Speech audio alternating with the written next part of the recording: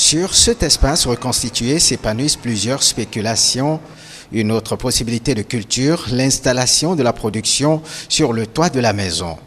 C'est une pratique très ancienne, sous d'autres cieux, inventée par des chercheurs travaillant sur la fertilisation des plantes et la mise en évidence du rôle de l'eau et de l'air dans le sol.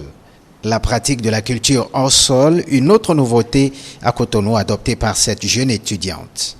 Présentement, nous avons sur le site Loyon 2 variétés de piments, et la grande morelle et une pépinière du Vernonia. L'arrosage se fait 2 fois par jour, une le matin et l'autre le soir. On voit que ce n'est pas sur une grande superficie, ça ne prend pas assez de temps. Et aussi, il n'y a pas assez de mauvaises herbes, donc on fait que le binage. En plus de cette innovation de pratiquer cette culture isolée, la jeune étudiante a fait l'option de produire rien qu'avec des fertilisants naturels. On n'utilise pas de produits chimiques ici, on utilise seulement les fientes de volaille, des crottes de lapin ou des déchets issus du même site. Cette initiative de produire en sol vient répondre à l'épineuse question de disponibilité de sol dans nos grandes villes. Mais au-delà, elle procure également d'autres avantages.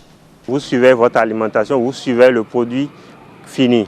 En dehors de ça, quand vous voyez ce qu'il y a derrière moi, c'est trop pour un seul ménage. Donc, à la fin, il y a une partie qui est aussi vendue. Donc, vous voyez que c'est un complément financier. Il y a des gens qui n'ont plus d'espace pour faire du jardinage. On leur dit qu'il y a la possibilité de faire du jardinage sur leur toit. Donc, s'ils sont intéressés, il n'y a pas de problème, on peut les accompagner dans ce sens. L'adoption de la culture hors sol apparaît nécessaire au Bénin au regard de la rareté des sols productifs dans nos grandes villes.